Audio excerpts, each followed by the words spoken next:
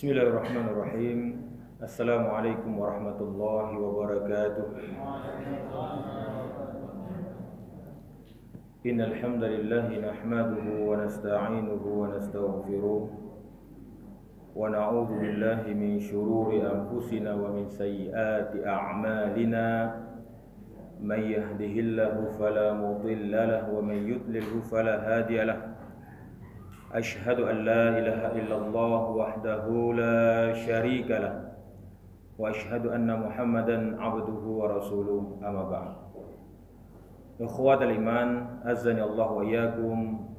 Bapak-bapak, ibu-ibu sidang jamaah salat maghrib yang semoga dirahmati oleh Allah Subhanahu wa taala.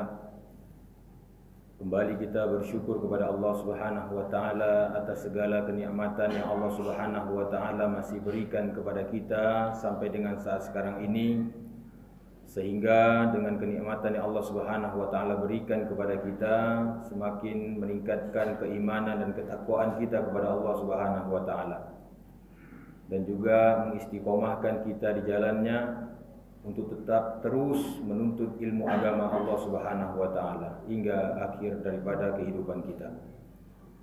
Bapak Ibu yang dirahmati oleh Allah Subhanahu wa taala, di malam hari ini kembali kita dipertemukan oleh Allah Subhanahu wa taala dalam kajian rutin kita, yaitu membahas tentang kitab Riyadhus Shalihin yang ditulis oleh Imam An-Nawawi rahimahullahu taala.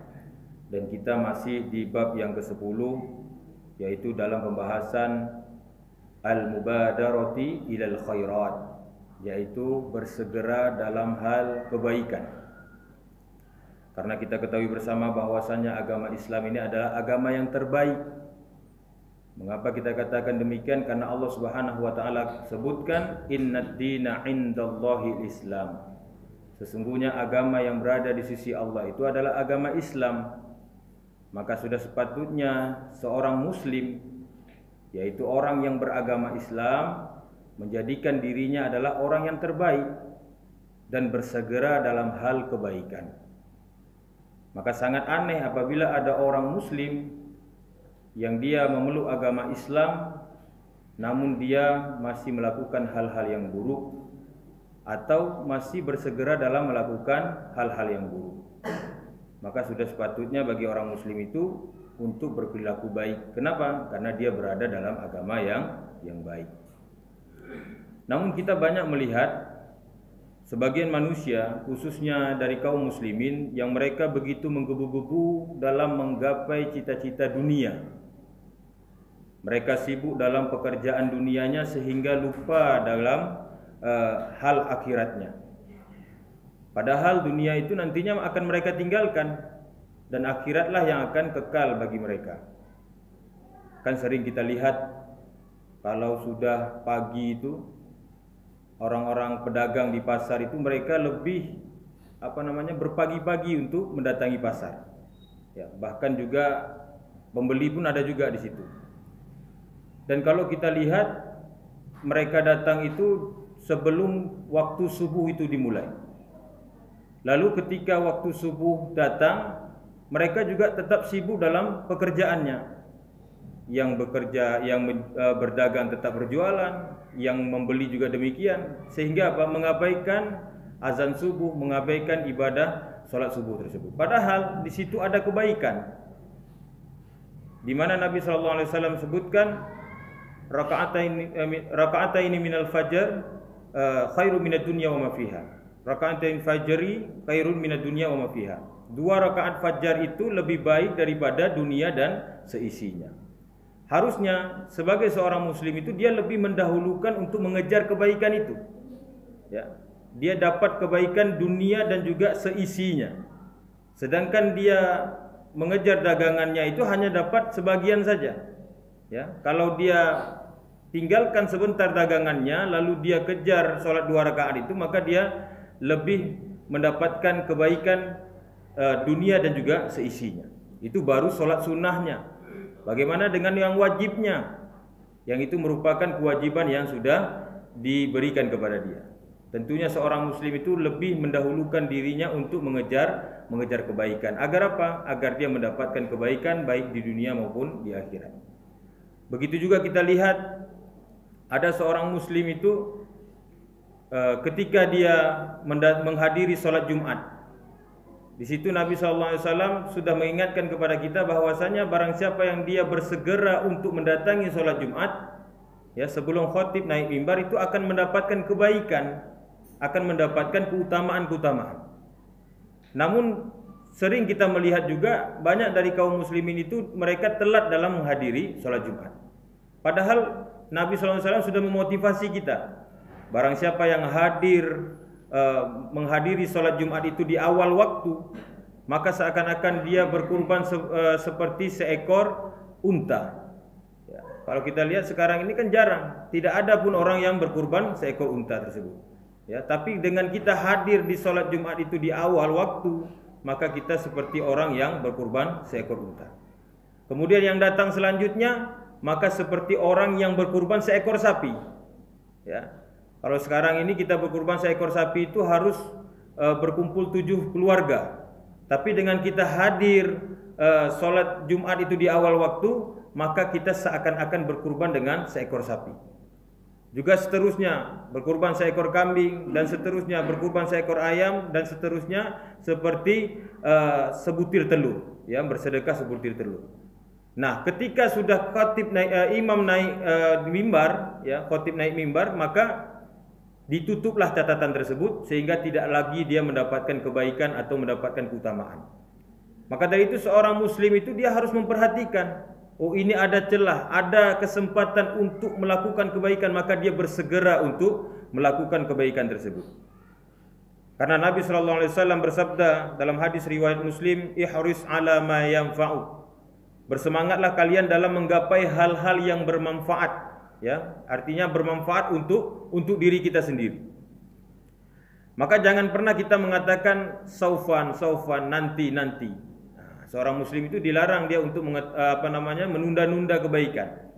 Ya, kan sering datang kepada kita ada orang memberikan kita kabar atau memberikan kita kesempatan untuk melakukan kebaikan, namun kita sering mengatakan nanti saja seperti itu. Saufan.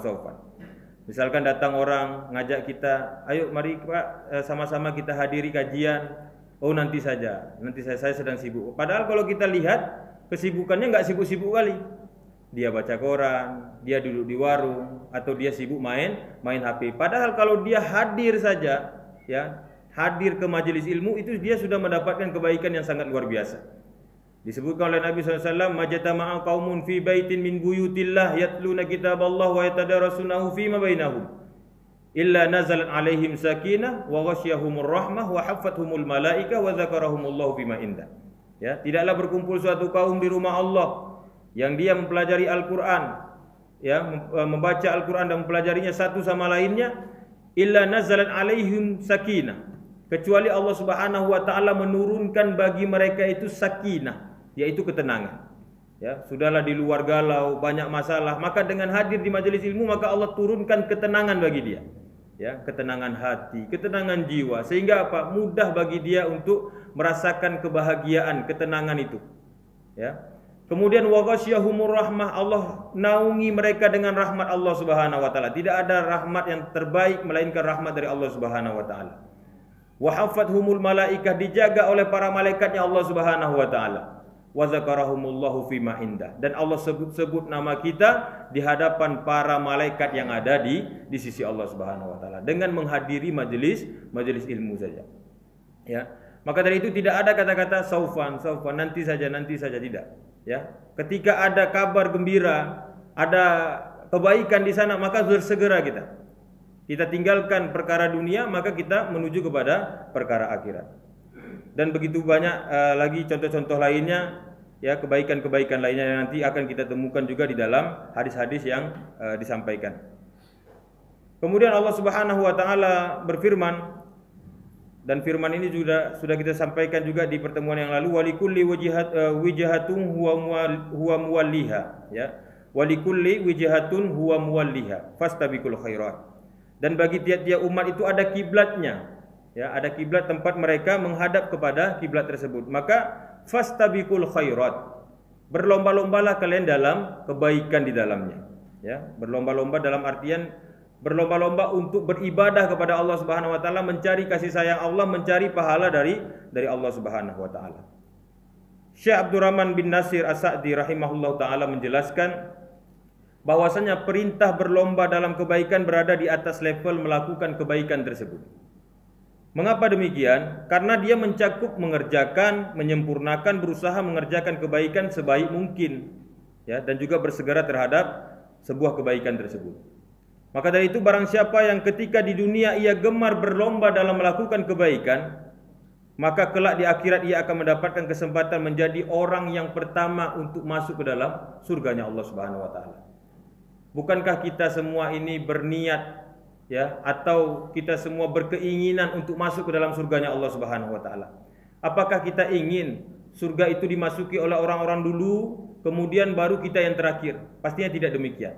Pasti kita ingin masuk ke surga itu lebih awal, ya, supaya apa? Bisa bertemu dengan Nabi sallallahu alaihi wasallam di dalam surga. Maka kata Syekh Sa'di ini, Muhammad Sa'di ini, untuk mendapatkan kebaikan surga tersebut, agar kita bisa disegerakan untuk masuk ke dalam surga tersebut, maka juga kita harus bersegera dalam melakukan kebaikan. Ya, dengan kita bersegera melakukan kebaikan, maka Allah Subhanahu wa taala juga menyegerakan bagi kita untuk mendapatkan surganya Allah Subhanahu wa taala. Kemudian dalam ayat lainnya juga Allah Subhanahu wa taala menyifati orang-orang yang mukmin itu sebagai orang yang bersegera dan juga berlomba dalam hal kebaikan. Di sini disebutkan walladzina yu'tuna ma atau wa qulubuhum wajalatun annahum ila rabbihim raji'un ulaika yusari'una fil khairat wa hum laha sabiqun. Dan orang-orang yang memberikan apa yang telah mereka berikan dengan hati yang takut, karena mereka tahu bahwa sesungguhnya mereka akan kembali kepada Rabb mereka, maka mereka bersegera untuk mendapatkan kebaikan-kebaikan, dan merekalah orang-orang yang segera memperoleh daripada hasil kebaikan tersebut. Nah, kemudian dilanjutkan lagi oleh Syekh Abdurrahman bin Nasir As-Sa'di rahimahullah ta'ala, dalam hal bersegera mengerjakan kebaikan itu, tentulah mereka itu ada obsesinya adalah agar mendekatkan diri kepada Allah Subhanahu wa taala. Sebagai bentuk motivasinya, kenapa mereka ingin melakukan kebaikan tersebut? Karena tujuannya untuk mendekatkan diri kepada Allah Subhanahu wa taala. Kemudian yang kedua, agar mereka terhindar dari azab Allah Subhanahu wa taala. Ya. Kenapa kita lakukan kebaikan? Karena kita tahu bahwasanya Allah akan sediakan balasan yang terbaik dari kebaikan yang kita lakukan. Kemudian yang kedua, agar kita terhindar dari azab Allah Subhanahu wa taala. Karena Allah Subhanahu wa taala selalu memuji-muji orang yang melakukan kebaikan. Sebaliknya, orang yang tidak melakukan kebaikan, maka Allah akan memberikan celaan bagi mereka. Makanya bagi seorang muslim itu dia harus semangat dalam fastabiqul khairat, yaitu berlomba-lomba dalam hal kebaikan. Dan kebaikan yang dimaksud ini mencakup ibadah-ibadah baik dia wajib maupun ibadah sunnah. Ya, bukan hanya perkara wajib saja, tapi yang sunnah pun dia juga harus lakukan. Ya, baik berupa sholat, puasa, haji, zakat, umroh, jihad, dan juga amalan-amalan jangka panjang dan maupun jangka pendek. Maka seseorang itu harus bersegera dan juga giat dalam mengerjakan kebaikan. Tidaklah dia mendapatkan suatu kabar, ya, atau suatu berita mengenai kebaikan, melainkan dia bersegera untuk melakukan kebaikan tersebut, tidak menunda-nundanya. Ya, dapat kabar misalkan ada hadis Nabi sallallahu alaihi wasallam tentang keutamaan memotong kumis dan juga memelihara jenggot, maka mereka bersegera. Ya, tidak tunggu-tunggu. Oh, saya masih muda, nanti saja kalau sudah tua saya panjangkan jenggot saya. Nah, ini namanya apa? Menunda-nunda. Kalau dia dapat tua, ya. Padahal mengerjakan sunnah Nabi SAW dalam hal memanjangkan jenggot ini juga besar keutamaannya. Ya. Salah satunya adalah ketika dia tidur pun dia dicatat pahala oleh Allah Subhanahu wa taala. Kenapa? Karena sudah mengerjakan sunnah Nabi sallallahu alaihi wasallam. Begitu juga ketika Nabi SAW mengatakan ma asfala minal ka'bain mina izzari fa finnar. Kain yang di bawah mata kaki itu maka tempatnya adalah di neraka. Maka sebagai orang yang beriman, takut dia terhadap azab Allah Subhanahu wa taala, maka mereka langsung mengerjakan. Ya. Tidaklah apa yang disampaikan oleh Nabi SAW, melainkan itu adalah merupakan kebaikan bagi umatnya. Maka ketika dia mendengar ada hadis dari Nabi SAW dan hadis ini sahih, maka mereka bersegera untuk melakukannya. Ya. Oh, saya tidak sombong, ya. Celana saya di bawah tapi saya tidak sombong. Ini bukan perkara sombong nggak sombongnya, tapi ini adalah merupakan hadis dan juga perintah dari Nabi sallallahu alaihi wasallam, ma asfala minal ka'bain mina izzari fa finnar. Ya, kain yang di bawah mata kaki maka tempatnya di neraka. Maka kenapa Nabi memakai kata-kata izar? Ya, kenapa Nabi memakai kata-kata izar, tidak memakai kata-kata sirwal? Karena Nabi memakai kaidah umum. Izar itu artinya kain. Kalau sirwal itu kan celana. Maka Nabi memakai kain. Jadi apapun bentuknya, baik itu celana maupun apa saja yang terbuatnya pasti dari kain. Ya, maka kain yang berada di bawah mata kaki maka tempatnya di neraka. Jadi kalau kaos kaki bagaimana? Kaos kaki itu dari bawah ke atas. Beda dia. Dia yang disebut oleh Nabi itu dari atas ke bawah. Nah, maka kalau orang dia beriman kepada Allah Subhanahu wa taala dan juga mengakui Nabi itu adalah sebagai petunjuk hidup yang diturunkan oleh Allah Subhanahu wa taala, maka dia bersegera untuk melakukan kebaikan tersebut. Nabi sallallahu alaihi wasallam juga bersabda, "Badiru bil a'mal fitanan ka qita'il laili muslim. Yusbihu ar-rajulu mu'minan wa yumsi kafiran wa yumsi mu'minan wa yusbihu kafiran. Yabi'u ahaduhum dinahu bi'aradi minad dunya." Bersegeralah kalian mengerjakan kebaikan sebelum datangnya fitnah, ya, yang seperti gelapnya malam, sehingga ada di antara orang-orang yang paginya mereka beriman, sore harinya mereka kufur kepada Allah Subhanahu wa taala. Atau sebaliknya, di sore harinya mereka beriman, maka di pagi harinya mereka kufur kepada Allah Subhanahu wa taala, dan mereka senantiasa menjual agama-agama mereka dengan pembendaharaan dunia. Ya, mereka sering menjual agama mereka untuk kepentingan dunia mereka. Nah, maka dari itu sebelum datang fitnah tersebut, maka bersegera kita untuk melakukan kebaikan-kebaikan tersebut. Ya, kalau sudah datang kegelapan tersebut, maka sulit bagi kita untuk membedakan mana yang baik, mana yang salah. Ya, mana yang baik, mana yang salah. Sulit bagi kita untuk membedakannya. Maka sebelum fitnah itu datang, maka bersegera kita untuk melakukan kebaikan agar kita terbiasa dalam kebaikan tersebut. Kemudian ikhwatal iman azanillahu wa yakum, di malam hari ini kita lanjutkan kembali di hadis yang kedua dalam kitab Riyadhus Shalihin ini, di bab yang ke-10. Qala mu'allif rahimahullah ta'ala, berkata Imam An-Nawawi rahimahullah ta'ala di hadis yang kedua ini, asani an Abi Sirwa'ah bikasri sin al-muhmalah wa fathah Uqbah ibn al-Haris radhiyallahu anhu qala salaitu wara'an Nabi sallallahu alaihi wasallam bil Madinah al-asr fasallama thumma qama musri'an fatakhatta riqaban nas ila ba'di hujarin nisaihi fafazi'a an-nas min sur'atihi fakharaja alaihim fara'a annahum ajibu min sur'ati faqala zakartu syai'an min tibri indana fakarihtu an yajisani fa amartu bi qismati, rawahul Bukhari. Jadi dari Abu Sirwa'ah dengan kasrah sin dan juga muhmalah dan boleh pula difathahkannya, yaitu Uqbah bin al-Haris radhiyallahu anhu, katanya, aku pernah melakukan salat asar di belakang Rasulullah sallallahu alaihi wasallam di kota Madinah. Ketika beliau sallallahu alaihi wasallam selesai salam, maka Rasulullah sallallahu alaihi wasallam itu buru-buru dia. Ya, di sini disebutkan qama musri'an, yaitu berdiri segera, ya. Dia buru-buru dia dari selesai salam itu langsung dia pergi ke belakang dengan melewati pundak-pundak dari orang-orang yang ada di sekitarnya. Kemudian setelah itu beliau menuju kepada kamar-kamar istrinya. Maka para sahabat tentu terkejut dengan melihat hal tersebut. Ya, karena itu tidak biasa dilakukan oleh Nabi sallallahu alaihi wasallam. Biasanya Nabi sallallahu alaihi wasallam itu selesai salam, beliau berzikir dulu. Ya, beliau duduk tenang dulu baru berzikir, lalu beliau pergi. Tapi ini tidak. Selesai salam langsung beliau itu pergi terus sambil melangkahi bahu-bahu daripada jamaahnya. Maka ketika itu para sahabat heran, maka beliau pun mengetahui bahwasannya sahabat-sahabat ini pasti dia merasa heran dengan apa yang saya lakukan ini. Maka Nabi pun kembali lalu mengingatkan kepada para sahabat itu bahwasanya aku teringat sepotong emas ya yang belum dibentuk, maka aku ingin meniatkan untuk disedekahkan. Maka aku tidak suka untuk menahan lama-lama emas tersebut, maka aku pun bersegera untuk mengambil emas tersebut untuk aku bagikan kepada orang-orang yang berhak menerimanya. Nah, sebagaimana disebutkan oleh Ibnu Hajar dalam Al-Fath di bab yang kedua di halaman 337 dan juga Imam An-Nawawi rahimahullah taala dalam Riyadhus Shalihin mengatakan bahwa maksud dari tiber ya, tiberi itu adalah potongan emas atau perak. Maka adapun faedah dari hadis ini, yang pertama adalah diam sebentar setelah salam dari sholat itu merupakan perkara yang tidak wajib.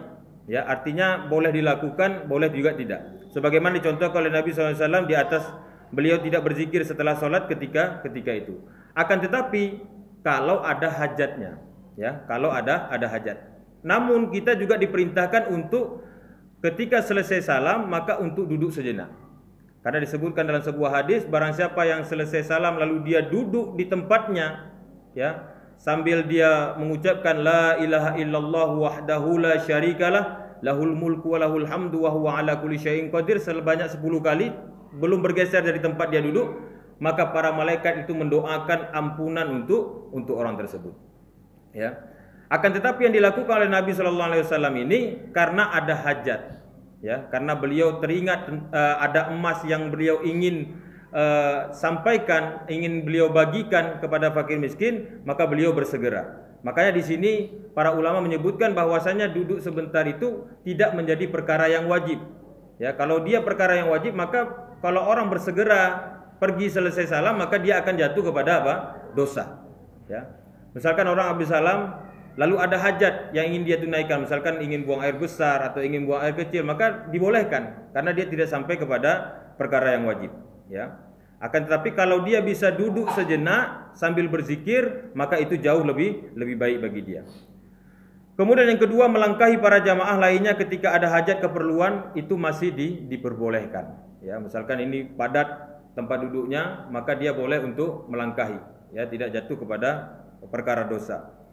Kemudian terpikir tentang perkara lain di luar sholat, itu tidak mencacati sholat dan juga tidak mengurangi kesempurnaan sholat sebagaimana yang dilakukan oleh Nabi SAW. Maka ketika Nabi SAW sholat, maka terpikir, ya, beda berpikir sama terpikir itu beda, ya. Nabi teringat dengan mengingat itu beda. Kalau mengingat itu berarti ada unsur kesengajaan, tapi Nabi teringat ada emas, ya, yang dia simpan dan itu memang sudah diniatkan untuk dia sedekahkan. Maka ketika teringat, Nabi SAW tidak mau akan jadi PR lagi di sholat yang selanjutnya, maka Nabi bersegera. Nah, ini bentuk apa? Bahwasanya ketika ada niat baik untuk melakukan sedekah, maka tidak boleh ditunda-tunda. Nah, misalkan kita dari rumah itu sudah bawa uang untuk disedekahkan ke masjid, maka ketika lihat ada celengan di depan masjid, maka segera. Ya, tidak boleh kita tunggu dulu, oh nanti saja kalau ada celengan yang lewat di depan ketika sedang selesai sholat. Ya, kalau lewat, kadang-kadang ada juga celengan itu nggak lewat, ya, mungkin orang lupa atau bagaimana, maka dilarang bagi kita itu untuk menunda-nunda sedekah tersebut. Kalau memang sudah ada kesempatan kita untuk bersedekah, silahkan, ya, di celengan depan masjid itu silahkan masukkan saja.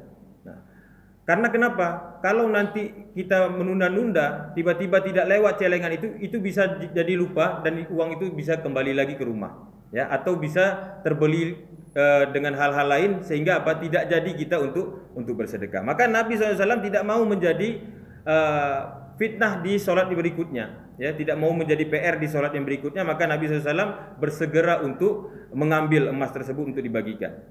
Kemudian yang selanjutnya adalah bertekad di pertengahan sholat untuk melakukan hal lain setelah sholat, dirampungkan juga tidak mencacati sholat.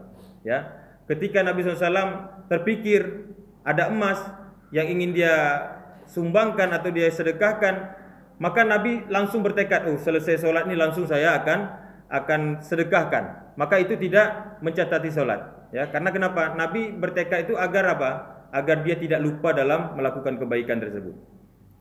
Kemudian mewakilkan pada yang lain untuk membagikan sedekah atau zakat padahal mampu melakukan sendiri, itu maka dibolehkan. Ya, ketika Nabi SAW ingin menyedekahkan emas tersebut, padahal beliau bisa langsung saja, tapi enggak. Beliau wakilkan kepada istrinya untuk disampaikan kepada orang lain. Maka beliau ada hal yang paling penting yang beliau lakukan setelah itu, apa? Yaitu kembali kepada para jamaah untuk menjelaskan. Ya, di sini disebutkan, ya, Syekh Salim bin Id memberikan faedah lainnya berikut adalah bolehnya heran atau takjub pada orang yang mengerjakan sesuatu yang tidak biasanya sebagaimana yang dilakukan oleh Rasulullah SAW. Ya, ketika Rasulullah tadi selesai salam lalu beliau langsung beranjak dari tempat solatnya, maka para sahabat heran, maka itu dibolehkan. Yang tidak boleh itu adalah berprasangka buruk. Barang siapa yang dia lihat sesuatu yang aneh di mata para sahabatnya, maka hendaklah ia menghilangkan subhat tersebut. Nah, ini yang dilakukan oleh Nabi SAW.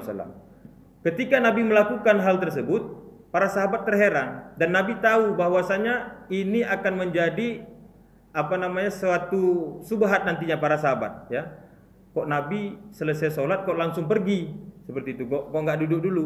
Nah, maka Nabi SAW itu berusaha kembali dan juga menjelaskan kepada para sahabat agar tidak menjadi subhat di antara para sahabat. Yaitu dijelaskan bahwasanya ketika saya sholat, saya teringat ada tiber, yaitu emas yang kami memang sudah niatkan untuk disedekahkan, maka saya bersegera untuk mengambil karena saya tidak mau niat baik saya itu ditahan-tahan, karena khawatir nanti lupa lagi atau akan menjadi fitnah di sholat yang berikutnya.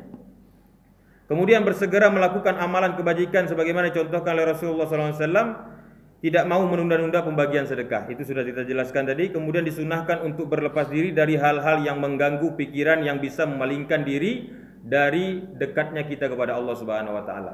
Nah, ini berkaitan tentang kekhusyukan sholat kita, ya. Ketika kita melakukan sholat, maka diutamakan hal-hal yang memalingkan kita dari kekhusyukan sholat itu kalau bisa dihindarkan, ya, dihindari. Seperti tadi Nabi ketika teringat maka segera dia lakukan supaya sholatnya nanti ke depannya tidak teringat lagi. Ya, begitu juga dengan kita. Ada hadis Nabi SAW, ketika kita hendak pergi sholat tiba-tiba makanan sudah dihidangkan, maka bersegera kita untuk makan dulu, ya, bukan langsung sholat. Kenapa? Karena itu akan mengganggu kekhusyukan kita. Ya, apalagi makanannya itu mengeluarkan aroma yang wangi, kemudian juga dengan warna dan juga bentuknya, maka diutamakan kita untuk melaksanakan makan dulu, lalu baru kita melaksanakan sholat. Atau juga ketika kita hendak sholat, muncul dua hajat, yaitu buang air besar atau air kecil, maka kita didahulukan untuk menunaikan hajat kita, baru kita melaksanakan sholat. Karena kalau kita paksakan untuk sholat sambil menahan hajat tersebut, maka itu akan mengganggu konsentrasi kita dalam sholat. Ya, sholat sambil menahan buang air kecil atau buang air besar itu sungguh untuk dapat mengganggu daripada kekhusyukan sholat. Maka Nabi tidak melakukan hal tersebut. Itulah beberapa faedah dari hadis yang kedua tadi. Kemudian kita berlanjut ke hadis yang ketiga. Di hadis yang ketiga ini, as-salis an Jabir radhiyallahu anhu qala, dari Jabir radhiyallahu anhu beliau berkata, qala rajulun lin Nabi sallallahu alaihi wasallam, berkata seseorang kepada Nabi sallallahu alaihi wasallam yaum Uhud, ya, yaitu di hari Uhud pada perperangan Uhud. Ra'aita in qultiltu fa aina ana? Qala fil jannah. Fa alqa tamarat kunna fi yadihi thumma qatala hatta qutila. Muttafaqun alaih. Jadi dari Jabir radhiyallahu anhu katanya ada seorang laki-laki, dia berkata kepada Nabi SAW, yaitu pada perang Uhud, bagaimana pendapat engkau wahai Rasulullah jika aku terbunuh pada saat perperangan, maka di mana tempatku? Maka kata Nabi SAW, fil jannah, tempat kamu adalah di surga. Lalu orang tersebut melemparkan beberapa butir kurma yang ada di genggamannya, lalu dia pun pergi berangkat untuk melaksanakan perang Uhud, dan dia pun mati terbunuh dalam perang Uhud tersebut. Artinya mati syahid. Muttafaqun alaih. Dan diketahui nama orang tersebut adalah, ya, nama sahabat tersebut adalah Umair bin Al-Hummam. Ya, namanya adalah Umair bin Al-Hummam. Jadi faedahnya apa? Kalau kita melihat para sahabat Nabi sallallahu alaihi wasallam itu mereka selalu bersegera dalam hal kebaikan. Ketika mereka mendapatkan kabar baik bahwasanya orang yang mati di medan perang itu langsung masuk ke dalam surganya Allah Subhanahu wa taala, maka mereka pun bersegera sampai-sampai mereka meninggalkan dunianya. Mereka buang kurma yang ada di tangannya itu, lalu bersegera untuk menuju kepada medan perang tersebut. Agar apa? Agar dia mendapatkan pahala sebagaimana yang disebutkan oleh Nabi sallallahu alaihi wasallam. Ya, dia tanya, "Ya Rasulullah, kalau saya mati di medan perang ini, kira-kira saya masuk ke mana?" Lalu disebut oleh Nabi, "Engkau masuk surga." Tergugah hatinya. Ya, semangat dia. Memang surga sebagai tujuannya. Akhirnya apa? Dia buang kurmanya, dia masuk ke medan perang sehingga dia terbunuh mati syahid, lalu dia pun mendapatkan surga dari Allah Subhanahu wa taala. Seharusnya kita juga demikian. Ketika ada hadis-hadis Nabi sallallahu alaihi wasallam yang menyebutkan tentang surga, ya, barang siapa yang dia bersedekah maka dia mendapatkan surga, barang siapa yang dia melakukan kebaikan maka dia mendapatkan surga, maka kita harus bersegera dengan demikian. Ya, kita tinggalkan perkara-perkara dunia kita. Untuk apa? Untuk meraih surganya Allah Subhanahu wa taala. Begitu juga dengan hal-hal kebaikan lainnya. Misalkan seorang pemuda, ya, disebutkan oleh Nabi SAW, ya ma'syarasy syabab man istata'a minkumul ba'ah falyatazawwad fa innahu aghaddu lil basar wa ahsanu lil farad. Ya, wahai para pemuda, apabila engkau telah ba'ah, yaitu telah mampu, baik itu mampu ilmu maupun mampu dalam hal finansial, maka bersegeralah kalian untuk menikah. Kenapa? Fa innahu aghaddu lil basar wa ahsanu lil farad. Karena dengan menikah itu bisa menahan pandangan dan juga bisa menahan kemaluan kalian. Ya, jadi ada kebaikan dari seseorang pemuda itu menyegerakan dirinya untuk melakukan pernikahan supaya bisa menahan pandangan dia. Kita ketahui bersama bahwasanya dosa yang sering terjadi dari kaum laki-laki ini adalah dosa mata. Makanya kenapa laki-laki itu kalau menangis itu dia pegang matanya, karena dosanya itu banyak dihadirkan dari mata. Laki-laki ini nggak bisa tahan pandangan, ya, dia tidak bisa menahan pandangan. Maka dengan dia menikah itu dia bisa menundukkan pandangannya. Kemudian juga bisa menahan daripada kemaluannya. Kalau wanita itu dosanya biasanya disebabkan oleh mulutnya. Makanya kalau dia menangis itu biasanya dia sering pegang mulutnya. Kenapa? Itulah sumber daripada dosa dia. Ya, maka di sini disebutkan bahwasanya para sahabat Nabi sallallahu alaihi wasallam itu ketika dia mendapatkan kabar baik, ya, yang itu ada berpotensi untuk menambah kebaikan bagi diri dia, maka dia bersegera untuk melakukan kebaikan tersebut, tidak menunda-nunda, ya, tidak mengatakan sudahlah nanti saja, ya, nanti saja, tunggu mampu dulu, ya. Mampu ukuran kita itu bagaimana? Ya, misalkan seorang pemuda tadi dia ingin menikah tapi dia tunggu mampu dulu. Mampu itu bagaimana maksud dia? Apakah dia harus punya rumah dulu? Apakah dia harus punya mobil mewah dulu? Kan tidak demikian. Kalau kita merujuk kepada hadis ini, dia ukurannya adalah mampu dalam hal ilmu. Kalau dia sudah bisa menguasai ilmu, maka dia sudah bisa untuk menikah. Soal perkara harta itu sudah dijanjikan oleh Allah Subhanahu wa taala. Iyakumul fuqara yughnihumullah. Kalau dia orang fakir, kalau dia yakin, maka Allah Subhanahu wa taala akan berikan bagi mereka kekayaan. Betapa banyak kita melihat orang-orang yang dia dalam keadaan pas-pasan, ya. Lalu dia yakin dia menikah, dalam arti apa? Untuk menghindari dirinya itu dari zina, untuk menjaga dirinya itu dari fitnah, maka dia menikah karena Allah Subhanahu wa taala, dia niatkan ibadah, maka Allah kayakan mereka. Allah cukupkan bagi mereka, karena yang berikan kita rezeki itu adalah Allah Subhanahu wa taala. Baiklah Bapak Ibu yang dirahmati oleh Allah Subhanahu wa taala, kita lanjut di hadis yang berikutnya. Ini agak cepat kita sampaikan karena kita harus habiskan ini di bab yang ke-10 ini. Insyaallah di pertemuan yang selanjutnya nanti akan kita bahas tentang fikih kurban. Karena ini sudah mendekati hari raya Idul Adha, ya. Ini ada hadisnya 8. Sedangkan kita sudah masuk di hadis yang keempat, ya, waktu sudah menunjukkan pukul 19.44. Hadis yang keempat, an Abi Hurairah radhiyallahu anhu qala, jaa rajulun ila Nabi sallallahu alaihi wasallam faqala ya Rasulullah, ayu sadaqah a'zam ajran, ya. Jadi kata Abu Hurairah radhiyallahu anhu, datang seseorang kepada Nabi sallallahu alaihi wasallam lalu dia mengatakan kepada Nabi, wahai Nabi, apa sedekah yang paling besar pahalanya? Qala anta saddaqa wa anta sahihun syahihun. Ya, satunya pakai shad, satunya pakai syah. Engkau bersedekah, engkau dalam keadaan sehat dan engkau dalam keadaan apa namanya itu? Syahihun, dalam keadaan fakir, ya, dalam keadaan memang dia membutuhkan juga. Takhshal faqra wa ta'mulul ghina wala tumhil hatta idza balagatil hulqum qulta lil fulan kadza walil fulan wa kadza wa qad kana lil fulan, ya, muttafaqun alaih. Jadi di sini disebutkan bahwasanya ada seorang laki-laki dia datang kepada Nabi SAW, lalu dia bertanya, ya Rasulullah, mana sedekah yang paling besar pahalanya ya Rasulullah? Lalu Rasulullah SAW bersabda, kamu bersedekah pada saat kamu masih sehat, saat kamu takut menjadi fakir, dan saat kamu berangan-angan menjadi kaya. Nah, itu yang paling besar pahalanya. Dan janganlah engkau menunda-nunda sedekah itu, ya, hingga apabila nyawa itu sudah sampai di kerongkongan, maka engkau baru berkata, ini untuk si fulan, hadza lil fulan wa hadza lil fulan. Nah, gitu. Ini untuk si fulan dan ini untuk si fulan. Nah, itu kalau sudah sampai di kerongkongan, maka hal tersebut tidak lagi berguna bagi dia.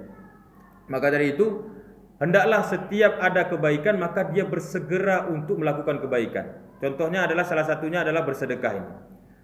Di firman Allah yang lain, ya, ada firman Allah Subhanahu wa taala sejalan dengan hadis ini, yaitu sebagaimana di dalam Quran surah Ali Imran di ayat 134. Alladzina yunfiquna fis sarra iwad dharra, ya, yaitu orang-orang yang berinfak baik dia di waktu lapang maupun di waktu sempit. Jadi ini adalah ciri-ciri daripada penghuni surga yang luasnya seluas langit dan bumi, maka dia bersedia untuk berinfak di jalan Allah Subhanahu wa taala fis sarra iwad dharra, mau dia dalam keadaan lapang ataupun dalam keadaan sempit. Nah, biasanya kita kan kalau bersedekah itu dalam keadaan lapang saja. Tapi ternyata ketika dalam keadaan sempit kita mampu untuk bersedekah, maka itu jauh lebih besar pahalanya. Ya, kalau orang dalam keadaan lapang dia bersedekah, itu wajar-wajar saja, dia tetap dapat pahala. Ya, dia tetap terhitung sebagai orang melakukan kebaikan. Tapi ketika dia dalam keadaan susah tapi mampu juga bersedekah, maka ini sangat luar biasa ini. Ya, ini imannya sangat luar biasa. Sebagaimana Nabi Ibrahim alaihissalam, ketika dia lagi cinta-cintanya sama anaknya, tiba-tiba Allah Subhanahu wa taala memerintahkan kepada Nabi untuk apa? Menyembelih anaknya. Nah, kira-kira bagaimana ini? Apakah Allah itu benci kepada Nabi Ismail? Ya, ataukah benci kepada Nabi Ibrahim karena punya anak? Tidak, tapi karena Allah ingin menguji bagaimana keimanan Nabi Ibrahim ini. Ternyata Nabi Ibrahim ini adalah orang yang sangat beriman kepada Allah Subhanahu wa taala, sehingga apa? Dia kerjakan perintah Allah. Begitu juga dengan orang fakir. Ya, ketika dia dalam keadaan fakir tapi dia mampu untuk bersedekah, maka ini imannya itu berarti berada pada derajat yang paling tinggi. Makanya Allah Subhanahu wa taala memberikan kepada dia a'zam minal ajron, yaitu pahala yang sangat luar biasa, sangat besar. Nah, tadi di situ di hadis tadi disebutkan hulkum. Hulkum itu adalah jalan pernafasan dan juga sedangkan mari itu artinya jalan tempat makanan, ya, dan juga minuman. Maka dari hadis tersebut seorang muslim harus menggunakan kesempatannya dengan sebaik mungkin untuk banyak melakukan kebaikan dan juga terutama dalam hal bersedekah ini, ya. Karena juga disebutkan oleh Allah Subhanahu wa taala dalam Quran surah Al-Munafiqun di ayat yang ke-10, wa anfiqu mimma razaqnakum min qabli ay ya'tiya ahadakumul maut, ya, fayaqula rabbi laula akhartani ila ajalin qarib, ya. Dan infakkanlah sebagian dari apa yang telah kami berikan kepadamu sebelum kematian itu datang kepadamu. Nah, kenapa Allah Subhanahu wa taala menyatukan antara berinfak dengan kematian? Karena ternyata orang yang sudah diberikan harta oleh Allah, lalu dia tidak berinfak sampai dia mati, ternyata dia itu mendapatkan penyesalan yang sangat luar biasa. Apa bentuk penyesalannya? Dia katakan apa? Fayaqula rabbi laula akhartani ila ajalin qarib.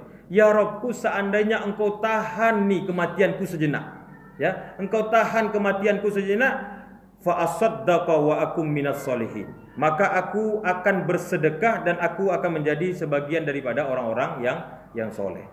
Nah, itu makanya kalau orang yang sudah diberikan harta oleh Allah Subhanahu wa taala, maka dia sedekahkan. Kalau dia tidak sedekahkan, kemudian ajal itu sampai kepada dia, maka dia akan menemui yang namanya penyesalan, ya. Kalau penyesalan di akhir itu dia tidak lagi berguna, ya. Maka dari itu sebelum penyesalan itu sampai, maka dia segera untuk menunaikan daripada kebaikan tersebut. Kemudian kita lanjut kepada hadis yang kelima, al-khamis, an Anas radhiyallahu anhu anna Rasulullah sallallahu alaihi wasallam akhadha sayfan yauma Uhud faqala man ya'khudhu minni ahadha fabasattu aydiyahum kullu insan minhum yaqulu ana qala faman ya'khudhu bihaqqih fa ahjamal qaumu faqala Abu Dujanah radhiyallahu anhu ana akhudhuhu bihaqqi fa akhadhahu fa falaqa bihi hammal musyrikin, rawahul Muslim. Jadi dalam hadis ini diceritakan bahwasanya Nabi sallallahu alaihi wasallam itu mengambil sebilah pedang. Lalu kata Nabi SAW, ya, di perang Uhud itu Nabi pegang sebuah pedang. Lalu Nabi SAW mengatakan, man ya'khudhu minni hadza, siapa yang akan mengambil pedang ini dariku? Lalu semua insan, semua manusia yang pada saat itu hadir, dia katakan, ana, saya Rasulullah, saya Rasulullah. Lalu dilanjutkan oleh Nabi SAW lagi, faman ya'khudhu bihaqqih, siapa yang mau memegangnya lalu menunaikan hak daripada pedang ini.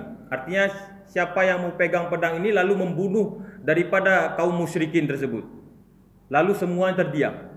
Akhirnya satu orang menunjuk tangan, yaitu Abu Dujanah radhiyallahu anhu, seorang sahabat Nabi SAW. Lalu dia pun mengangkat tangan, saya ya Rasulullah, saya yang akan memegang pedang tersebut dan saya akan laksanakan tugas daripada pedang tersebut untuk membunuh kaum musyrikin. Ya. Maka beginilah yang diajarkan oleh Nabi SAW, yaitu untuk bersegera dalam hal kebaikan. Lihatlah apa yang dilakukan oleh Abu Dujanah ini ketika dia semua orang terdiam dalam hal kebaikan yang diumumkan oleh Rasulullah SAW. Namun Abu Dujanah dia rela mengangkat tangannya untuk apa? Mengambil pedang tersebut untuk membunuh kaum musyrikin. Tentunya apa yang diperintahkan oleh Nabi ini tentunya ada pahalanya. Ya, dengan membunuh kaum musyrikin tentunya ada pahalanya. Maka itulah yang terjadi di zaman kita sekarang ini. Ya, sering kita mendengar rapat itu seperti rapat tikus. Terkadang pernah dengar rapat tikus. Rapat tikus itu seperti ini. Ada sekelompok tikus itu dia rapat. Dalam rapat tersebut tikus-tikus ini mengatakan begini. Bagaimana cara kita agar kita terhindar daripada gangguan kucing itu? Maka kucing itu kita gantungkan lonceng. Ya, jadi tikus-tikus ini dia rapat untuk mengantisipasi dari gangguan kucing. Dia katakan apa? Bagaimana caranya si kucing itu kita kasih kalung yang terbuat dari lonceng. Supaya apa? Ketika nanti kucing mendekat, maka lonceng itu berbunyi. Jadi kita masih ada kesempatan untuk lari. Lalu semua tikus-tikus itu mengatakan apa? Setuju, setuju. Ya, setuju, itu bagus itu. Lalu dilanjutkan lagi rapatnya. Kalau memang setuju, siapa yang mau menggantungkan lonceng tersebut di leher kucing? Semuanya terdiam. Akhirnya rapat pun bubar. Nah, itu sering yang terjadi kepada kita sekarang ini. Kemudian kita lanjut di hadis yang ke-6. As-sadis, an Zubair ibn Adi qala ataina Anas ibn Malik fasyaqawna ilaihi ma nalqa minal hajat. Faqala isbiru fa innahu la ya'ti alaikum zamanun ilal ladzi ba'da syarrun minhu hatta talqau rabbakum sami'tuhu min nabiyyikum sallallahu alaihi wasallam. Dari Zubair bin Adi, beliau berkata, kita semua mendatangi Anas ibn Malik, yaitu khadimun Nabi SAW, ya, pelayan Nabi SAW. Kemudian kita mengadukan padanya perihal apa yang akan kita temui dari perlakuan Hajjaj, seorang panglima dari dinasti Bani Umayyah, ya, dan ia adalah seorang orang yang sangat zalim. Lalu Anas berkata, isbiru, bersabarlah engkau sekalian, sebab sesungguhnya tidaklah datang suatu zaman melainkan apa yang sesudahnya itu tentu lebih buruk daripada zaman itu sendiri. Demikian itu sehingga engkau sekalian menemui Rabbmu. Ucapan semacam ini pernah saya dengar dari Nabi kalian, yaitu Nabi Muhammad SAW. Jadi dalam hadis ini terkandung pelajaran yang sangat penting sekali, yaitu agar seseorang bersegera melakukan amal soleh. Karena kita nggak tahu apa yang akan kita temui di kemudian hari. Ya, Karena kalau kita tunda-tunda di masa sekarang ini, nanti di masa yang akan datang itu akan mendapati masa-masa yang sangat sulit. Mungkin di zaman sekarang ini kita bisa melakukan amal soleh karena pemimpin kita masih membiarkan kita untuk melakukan amal soleh. Ketika nantinya kita bertemu dengan pemimpin yang zolim, lalu dia membatasi kita tidak boleh melakukan ini, tidak boleh melakukan itu, akhirnya apa? Kita kehilangan kesempatan untuk melakukan amal soleh.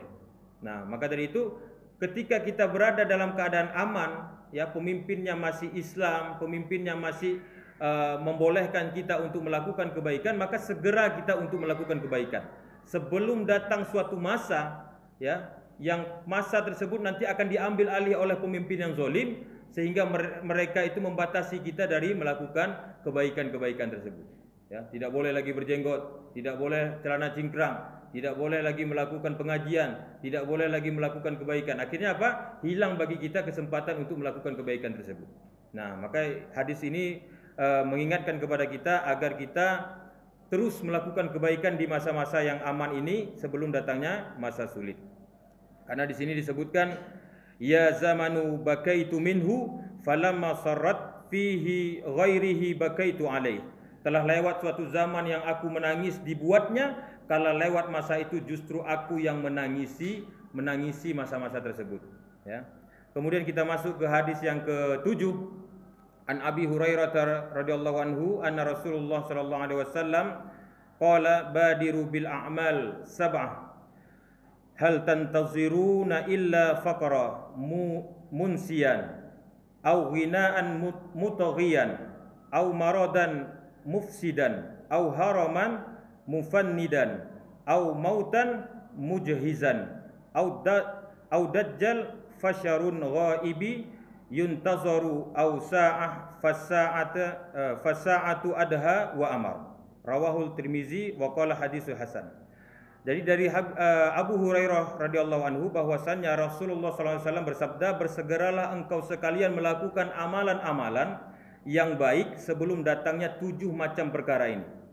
Apakah engkau sekalian menantikan enggan melakukan dulu, melainkan setelah tibanya kefakiran yang melalaikan, ya, atau tibanya kekayaan yang menyebabkan kecurangan, atau tibanya kesakitan yang merusak, atau tibanya usia tua yang menyebabkan ucapan-ucapan yang tidak karuan lagi, atau tibanya kematian yang mempercepat lenyap segala hal, atau tibanya dajjal, maka ia adalah seburuk-buruk makhluk gaib yang ditunggu, atau tibanya hari kiamat, maka hari kiamat itu lebih besar bencananya serta lebih pahit penanggungannya. Ya, ini diriwayatkan oleh Tirmizi dan dia berkata hadisnya adalah hadis hasan.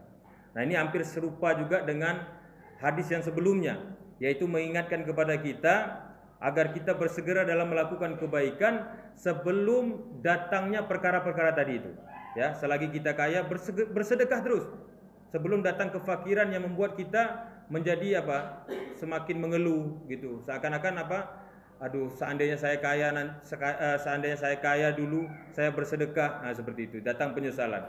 Kemudian juga datangnya penyakit. Ya, ketika kita lagi bisa sholat, bisa melaksanakan puasa, amal-amal soleh, maka bersegera untuk melakukan sebelum datang sakit. Ya, sehingga ketika kita nggak bisa lagi sholat sambil diri, kita ada rasa apa? Iri melihat orang-orang yang berdiri. Ya, kita sholat sambil duduk, kita katakan, waduh, seandainya saya sehat dulu, saya pasti sholatnya sambil berdiri. Dan juga sebelum datangnya masa tua yang membuat diri kita pikun, sehingga apa? Ucapan kita itu tidak karuan. Ya, maka lakukanlah kebaikan, yaitu membaca Al-Quran, memperbanyak bacaan Al-Quran, ya, banyak baca buku-buku agama, mendengar kajian sebelum datangnya masa tua. Kalau sudah tua, ucapan kita nggak karu-karuan, bacaan pun sudah nggak jelas, mata pun sudah mulai kabur, nggak ada gunanya lagi. Maka dari itu hadis ini menyerukan kepada kita bersegera melakukan kebaikan sebelum datangnya kelemahan-kelemahan tersebut. Dan yang ke-8 hadisnya juga sama dengan hadis yang ke-7, yaitu perkara untuk mengingatkan kepada kita agar kita bersegera untuk melakukan kebaikan sebelum datangnya masa-masa sulit tersebut. Demikian kajian kita selesai dalam bab yang ke-10. Insyaallah di pertemuan yang selanjutnya kita akan membahas tentang fikih kurban. Semoga yang kita sampaikan di malam hari ini mendapatkan manfaat dan bermanfaat bagi kita untuk bekal kita di hari akhirat kelak. Demikian aku qauli hadza wa astaghfirullah li wa lakum. Subhanallah bihamdihi subhanakallahumma bihamdika asyhadu an la ilaha illa anta astaghfiruka wa atubu ilaik. Assalamualaikum warahmatullahi wabarakatuh. Dakwah semampumu.